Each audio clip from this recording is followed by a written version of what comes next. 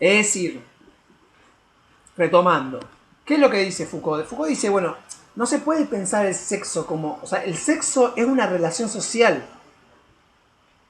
Así como la mercancía, para decirlo en palabras de Marx, no es el objeto, no es solamente la representación de valor, sino que es una relación social que es la que inviste de valor el objeto, vamos, y eso es lo que en última instancia lo que permite que las mercancías sean intercambiables, porque es un representante por medio del valor de un vínculo social.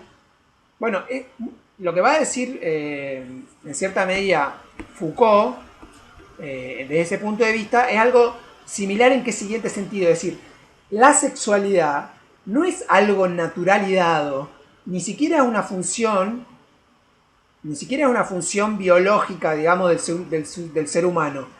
Porque eso sería construir una visión esencialista de la sexualidad. ¿Qué significa esencialista? Que no es, digamos, que responde a una esencia, que en este caso sería una esencia del punto de vista biológico, un esencialismo biológico o un esencialismo especista, digamos, ¿no? Entonces lo que va a decir en realidad la sexualidad es uno de los mecanismos de la forma de administración del poder social. Eso no significa que es un mecanismo equitativo, porque como el poder social no se distribuye equitativamente, por lo tanto, fíjense, cuando pensamos la sexualidad como forma digamos, de construcción de los vínculos, digamos, o la forma de administración y de regulación del poder social entre hombres y mujeres, o entre hembras y machos, empieza a entender sentido, empieza a tener sentido esta idea, digamos, de la sexualidad como forma, como mecanismo de sujeción, ¿no? Como mecanismo como mecanismo de sujeción y digamos, y de organización y distribución del poder social en una sociedad. Entonces, ese es el antecedente en el cual hay que pensar, digamos, antes vimos el antecedente institucional, si se quiere, o digamos, político, en el sentido, digamos, de la confluencia entre los movimientos feministas, su ingreso a las universidades, su demanda de que los estudios de género sean incluidos dentro de la currícula universitaria, la confluencia de eso con un grupo específico de docentes y estudiosas, activistas feministas, pero al mismo tiempo estudiosas de los movimientos sociales, que venían en un proceso de ruptura porque justamente esta historia de abajo no les permitía pensar, por ejemplo, las disidencias sexuales. Porque vos podías construir una historia de las mujeres como subalternas, pero ¿dónde quedaba las disidencias sexuales dentro de esa organización? Esa es la pregunta que se va a hacer después, por ejemplo, en un texto muy famoso, Judith Butler, que es, digamos, está íntimamente relacionada con John Scott. De hecho, sacan un libro juntos en esta época, y que además trabajaron juntas y trabajan en este centro en común, etc. Judith Butler, en ese libro que se llama El género en disputa, Gender Trouble, va a discutir esta cuestión, va a decir, bueno, en realidad como una mirada esencialista, digamos, si se quiere, uno podría leer estos dos textos de corrido, digamos, ¿no? Primero este y después el otro texto donde hay una respuesta, digamos, si se quiere, porque John Scott no sigue teorizando sobre el género, pero Judith Butler sí, donde va a tratar de discutir esta cuestión del esencialismo implícito, digamos, el antibiologicismo, etc. Entonces, esa es un poco la discusión y el trasfondo institucional, contextual, en el sentido de y de qué van. Entonces es en este contexto es que las autoras estas se muñen, digamos, utilizan la teoría postestructuralista francesa para dar esta pelea. En el caso de Scott, como yo dije antes, Scott está pensando en una reforma de toda la disciplina, porque ¿qué entiende? Que toda la disciplina está fundada sobre una matriz heterosexual, sobre una matriz racista, sobre una matriz capitalista y sobre una matriz nacionalista. Entonces, en esa disputa acerca del sentido de la disciplina es que ella interviene. Este texto no se publica en cualquier lado, se publica en la revista, si se quiere, más importante, que es la American Historical Review, que es la revista de la Asociación de Historia de América, o de Estados Unidos en realidad, ¿no? Digamos, que es como el mainstream, digamos, ella está en el mainstream, digamos, académico en la Universidad de Brown, publica en el mainstream académico y está interviniendo contra ese mainstream académico, planteando la categoría de género como una forma de ruptura y de disputa acerca de esa disciplina histórica, que tiene que ver con esta idea de romper la idea de la historia como una historia esencialista con conceptos fundacionistas. Es decir, ella dice, bueno, en realidad, y ahí vamos a la discusión específicamente, digamos, si quieren, podemos ahora sí ir a la discusión específica de la categoría de género específica. ¿Está? ¿Hasta acá alguna pregunta o algo? Denme un segundo que voy a cambiar los papeles. Voy a hacer una pausa. Bien. ¿Qué es lo que va a decir? ¿Qué es lo que va a decir Scott acá? Espera un minuto que me acomodo. Dice, es claro que en los estudios de género, es claro que en la historia de las mujeres, porque esto es muy importante, porque ella va a distinguir, es muy importante que ustedes distingan estudio de género de historia de las mujeres. Puede haber, en la perspectiva de Scott, puede haber historia de las mujeres y no perspectiva de género. Y ahora vamos a ver por qué. No es lo mismo, no necesariamente es lo mismo. Entonces dice, recientemente en la historia de las mujeres, dice Scott, dice, se empezó a usar el término género de una manera más literal y, o sea, no como, digamos, no como sinónimo de mujer, sino de una manera más específica. Y específicamente a qué se refiere, dice ella, bueno, a la organización social de las relaciones entre los sexos. Entonces, fíjense que primera distinción que aparece, sexo no es lo mismo que género. O sea, sexo no es lo mismo que género. El sexo es, si se quiere, la determinación biológica, que tiene que ver con la cuestión reproductiva, puede ser macho o hembra, y género es algo más, es la organización social, es mucho más, digamos que el sexo biológico.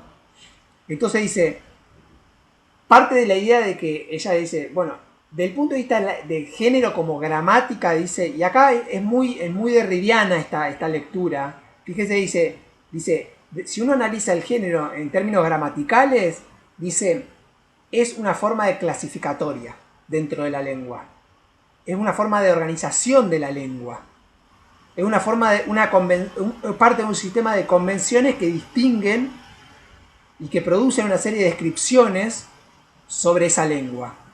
Es decir, dice, es una forma de separar los grupos. Fíjense, ya género, utilizando, digamos, la dimensión digamos, gramatical, que es donde, o sea, lo que uno hace, ¿no? Género femenino, género masculino en la lengua, es una forma clasificatoria, divisoria. Yo siempre pongo el ejemplo de, ustedes me pueden ayudar, decir, bueno, ¿qué es lo primero cuando uno entra a la clase de educación física en la escuela primaria? ¿Qué es lo primero que sucede? ¿Alguien se acuerda? O antes inclusive, antes de la primera clase de educación física, puede ser en la secundaria también. ¿Alguien me ayuda a responder ese detalle? Y en secundario los docentes ya tienen separadas las listas por género, Bien, bien. por sexo en realidad. Yo tenía una compañera NUC que la habían anotado en los dos grupos porque no sabían si Ay, no se era escucha, justo se te cortó. ¿Querés varón decirlo de o vuelta? mujer. Se cortó todo. Sí, que tenía una compañera de nombre Anuk. Anuk. ¿Hola? Sí, sí, ahí se Sí, que escucha tenía bien. una compañera Anuk. Y los preceptores cuando armaron las listas no sabían si era hombre o mujer, entonces la pusieron las dos listas por si acaso. Bueno, bueno, es muy bueno el ejemplo que contás, muy bueno, porque justamente marca ahí el problema de la nominación, o sea, el problema del género y de cómo ahí aparecen otros idiomas, otro lenguaje donde no está articulado, digamos, como dos géneros, sino que también hay, por ejemplo, nombres propios neutros que permiten romper un poco con este binarismo. Pero a esa cuestión, digamos, de problematizar el binarismo es hacia donde está dirigiéndose Scott con el argumento. ¿Qué es lo que dice? Dice, bueno, esta forma, siempre, entonces, como bien dijo Leticia, lo primero que hacen es los preceptores separar hombres y mujeres. Y esto un poco después lo que va a desarrollar Judith Butler, que no está en este texto, pero que está un poco, digamos, el germen, de la teoría performativa del género. ¿Qué va a decir? Bueno, digamos, ¿por qué se puede tener un enfoque lingüístico sobre los géneros?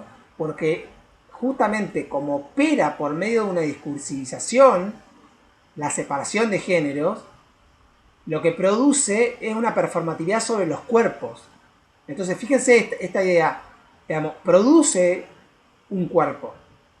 Es decir, la práctica de generización de los sexos, es decir, la práctica de sexualizar o de generizar, me refiero genérico, de otorgarle un género a los sexos, ese proceso identificatorio, clasificatorio que se produce por medio del lenguaje, afecta a los cuerpos, las corporalidades, porque las prácticas corporales son distinguidas dentro de, por ejemplo, entre hombres y mujeres.